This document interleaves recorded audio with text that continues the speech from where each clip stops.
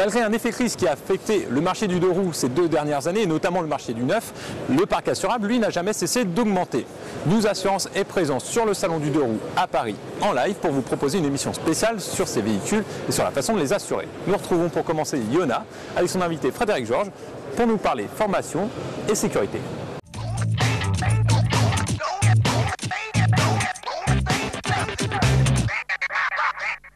Merci Benoît, bonjour à tous, bonjour Frédéric Georges. Bonjour. Alors avec vous, on va parler sécurité routière pour les deux roues aujourd'hui. Donc déjà, est-ce que vous pouvez nous donner quelques chiffres sur les accidents moto et quelques évolutions actuellement? Alors, le chiffre qu'on entend le plus souvent sur l'accidentologie des deux roues, c'est de dire qu'on représente moins de 2% du trafic et 25-30% des tués selon les sources. Ça ne prend pas en compte l'évolution très importante qui a eu lieu ces dernières années. Le parc de roues a explosé, notamment avec les petites cylindrées dans les villes.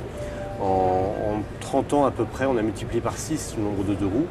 Et rien que sur les 10 dernières années, on a 60% de croissance du parc. Pendant ce temps-là, les accidents n'ont pas augmenté. Ils ont même un petit peu diminué. On est à peu près à 850 morts à peu près. Donc la proportion par rapport aux 4 roues reste élevée. Mais en proportion du nombre de roues qui circulent, en fait, les progrès sont très très importants. Et ça, c'est quelque chose qu'on ne dit pas. Rien qu'en 2010, par exemple, on a encore eu 20% de baisse des tués en deux roues. C'est quand même des progrès très importants. Et ce, alors que les politiques de sécurité routière les prennent rarement en compte. Alors justement, pourquoi est-ce qu'on axe plus la prévention vers les voitures plutôt que vers les motos? Il y a beaucoup de méconnaissances déjà à la base. Ce qu'il y a, c'est que les usagers de deux roues motorisés sont pratiquement systématiquement aussi automobilistes, ils sont cyclistes, ils sont forcément piétons. Les conducteurs de voitures sont rarement motards. Donc c'est une question de prise en compte globale au niveau du public qui fait que le deux roues est mal connu, il a une mauvaise image souvent. Et les politiques ne l'ont pas intégré. Pourtant, c'est pas faute de l'avoir prévenu. Attention, le deux roues se développe, il va falloir s'en occuper, ça ne se traite pas comme une voiture. Ça n'a pas été anticipé, donc maintenant, ils découvrent le problème. Ils découvrent que voilà, on est 4 millions maintenant sur les routes de France, en comptant toutes les cylindrées, et que il est peut-être temps de faire des politiques qui répondent réellement au problème. Alors justement, vous essayez à votre manière de répondre au problème en mettant en avant la formation. Alors qu'est-ce qu'on peut faire en termes de formation pour améliorer la prévention? Voilà. Pour nous, tout passe vraiment par la formation des conducteurs, parce que les accidents, dans l'écrasante majorité, sont une question de comportement. Donc on prône vraiment un continuum éducatif pour les conducteurs de deux roues, du plus jeune âge jusqu'au post-permis. C'est pour ça qu'on commence avec les adolescents. On intervient avec la FFMC en milieu scolaire pour sensibiliser les futurs conducteurs de voitures et potentiellement déjà conducteurs de cyclomoteurs à une approche citoyenne et apaisée de la route. Ensuite, on a des écoles avec un label de qualité pour les moto-écoles, pour les formations 125 et les permis A. Et on continue après le permis avec des stages de perfectionnement et des interventions en entreprise. Ça, c'est pour la partie deux roues et c'est essentiel. Mais le plus important pour faire progresser la sécurité globale, c'est aussi de former les autres conducteurs. Il faut savoir qu'à peu près 75% des accidents de deux roues sont causés par les automobilistes, qui généralement n'ont pas vu le deux roues ou n'ont pas su anticiper ses réactions. Donc il y a vraiment un manque de connaissances réciproques. Et une piste à laquelle on croit beaucoup, c'est notamment de sensibiliser les automobilistes. À chaque fois qu'on a l'occasion de prendre quelqu'un en selle pour la première fois, que ce soit dans le contexte familial, que ce soit les motards d'un jour qui sont organisés pour faire prendre conscience justement aux élus de la dangerosité de certaines infrastructures, etc., ça change leur conduite à vie. Ils ont pris conscience qu'un deux roues c'est fragile, ça se voit peu, et du coup ils sont beaucoup moins au téléphone, ils pensent au clignotant, au rétroviseur, et ça c'est vraiment une piste de travail à laquelle on croit. Il faut partager la route, et pour ça il faut que tout le monde se connaisse mieux. Est-ce que les assureurs ont un rôle à jouer dans cette formation et cette prévention? Quel rôle peut-il être?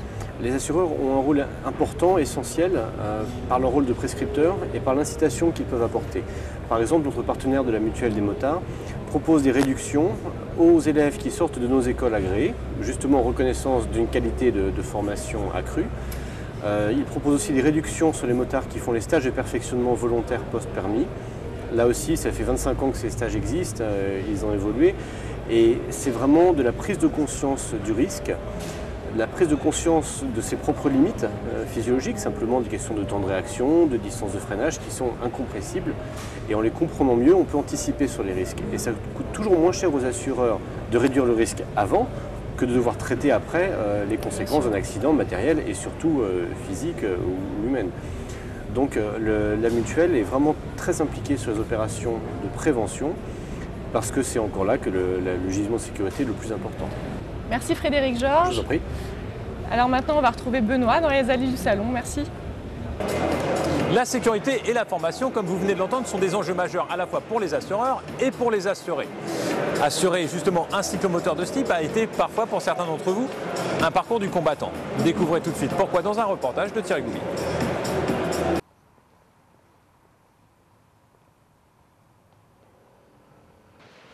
Qu'ils soient scooters ou petites motos, les cyclomoteurs de 50 cm3 sont des véhicules particulièrement difficiles à assurer.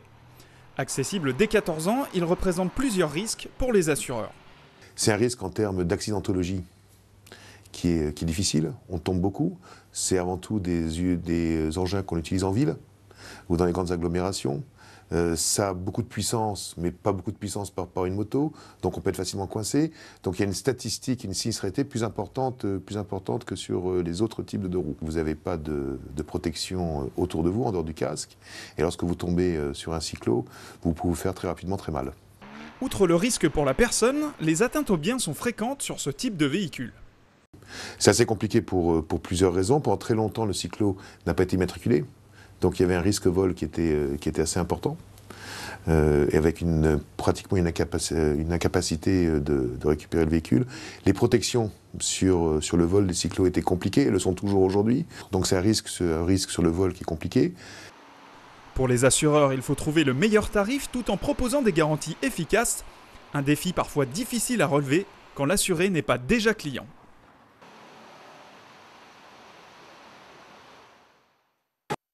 Les deux roues, les trois roues comme celui sur lequel je suis et les quads doivent être obligatoirement assurés comme tous les véhicules motorisés. Je vous propose de retrouver pour en parler Lorraine et son invité Majid Wali qui vont aborder le fait d'assurer un deux roues motorisé mais également ce marché très spécifique.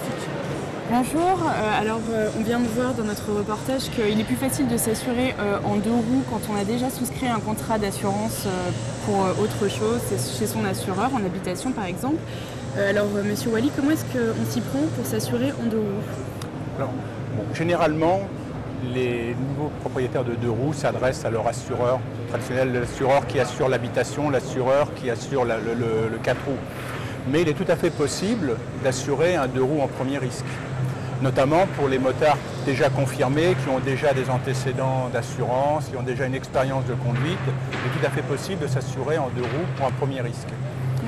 Il est bien évident qu'un jeune conducteur qui vient d'avoir son permis, qui n'a jamais été assuré, s'il souhaite assurer un véhicule sportif ou super sportif, il aura beaucoup plus de difficultés, puisque les conditions d'acceptation font qu'on est relativement prudent lorsqu'on accepte un risque de roue. Mais le conseil qu'on peut donner à un jeune conducteur, c'est avant d'acquérir son véhicule, de se renseigner au préalable sur les véhicules qu'il peut assurer sans difficulté. Voilà. Alors en fonction de quoi varie son contrat d'assurance pour un deux roues? Alors il y a plusieurs critères qui entrent en ligne de compte, notamment il y a le lieu de circulation qui est aussi un critère qui est important. Parce que, par exemple, une étude récente montre qu'il y a énormément de vols de scooters en particulier dans les grandes agglomérations telles que Paris et Marseille. Donc le lieu de circulation est important. Il y a le véhicule lui-même. Il est évident qu'il y a en moto, on peut voir autour dans le salon, il y a différents types de deux roues. Et donc il y a des deux roues qui sont beaucoup plus sages que d'autres. Il y a des véhicules sportifs qui ont des performances très importantes, qui nécessitent déjà d'avoir une expérience de la conduite.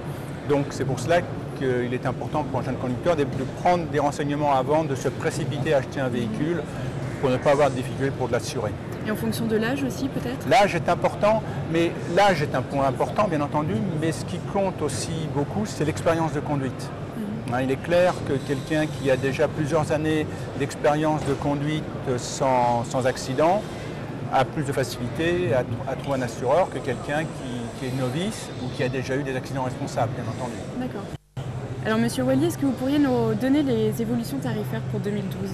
Alors, à la Massif, c'est un peu prématuré, puisque les décisions sont en train de se prendre actuellement et elles doivent être validées par le conseil d'administration, parce que la Massif est une mutuelle, donc les décisions en matière d'évolution tarifaire sont prises par le conseil d'administration qui est composé d'élus sociétaires. La tendance que l'on peut tirer, c'est que sur les dernières années, les tarifs de roues ont été relativement stables et même on a assisté à des baisses de tarifs à la Massif sur les deux roues. Pour 2012, je vous dis, c'est prématuré, mais on serait plutôt vers une stabilité des prix. D'accord. Et est-ce que vous pourriez nous parler un petit peu des prochaines innovations importantes, alors en termes d'assurance et également de marché?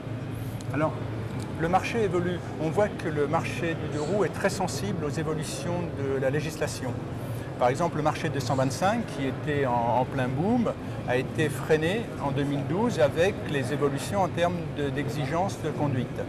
Donc, les évolutions du marché sont un peu sensibles. Et comme il y a un certain nombre d'évolutions qui sont en cours, l'évolution du permis sur les deux roues, certaines évolutions législatives, donc il est un peu difficile d'estimer le marché. Ce que l'on peut noter déjà, c'est qu'il y a toujours un engouement pour les scooters, ça c'est toujours net, en particulier dans les grandes agglomérations. Mais il y a aussi un marché qui fonctionne très bien, c'est le marché des grosses cylindrées, qui lui a continué à augmenter malgré la crise, malgré les difficultés. En termes d'assurance, il y a des évolutions qui vont être intégrées normalement, c'est un certain nombre d'évolutions techniques. À la Massif, on a déjà anticipé, ça fait déjà plusieurs années que l'on accorde des réductions tarifaires aux véhicules équipés d'ABS, justement parce qu'il y a une amélioration de la sécurité. Des réductions tarifaires également sur les véhicules équipés de deux roues directrices à l'avant, parce qu'il y a une meilleure stabilité. Et puis, on travaille aussi dans l'amélioration des services, puisque nos contrats sont actuellement, en termes de garantie pour le véhicule, sont relativement complets. Il y a toutes les garanties. Il y a possibilité de souscrire des garanties supplémentaires, notamment en termes de services sur la mobilité, l'assistance 0 km, le véhicule de remplacement, puisqu'on est en capacité, dans un certain nombre d'agglomérations, de proposer un deux roues en véhicule de remplacement. Et l'évolution à venir va tourner plus autour de la protection du motard, des services, la qualité de service rendu au motard. Donc plus on a un deux roues, plus on est protégé sur son deux roues et moins on paiera cher son contrat d'assurance. Voilà, les véhicules, et on est toujours à l'écoute des évolutions techniques. S'il y a des évolutions techniques qui apparaissent, bon, on voit arriver, là c'est plus en termes d'équipement, un airbag pour les deux roues. C'est des choses auxquelles on est très sensible et effectivement qui améliore la sécurité des conducteurs de deux roues. Très bien. Je vous remercie Monsieur Wally. On retrouve tout de suite Benoît dans les allées du salon. Les constructeurs rivalisent maintenant pour attirer vers le deux roues de plus en plus de public, avec notamment des modèles plus sûrs, mais également bientôt plus propres, avec l'arrivée de véhicules électriques. Pour les assureurs, ce sont de nouveaux enjeux. Il faudra pourtant continuer les actions en faveur de la formation, de la prévention, mais également de nouvelles garanties. Nous vous proposons d'ailleurs en ce sens un reportage mercredi sur News Assurance consacré aux garanties du conducteur. Je vous donne rendez-vous très prochainement sur un nouveau salon. Nous étions en live du salon du deux roues à Paris.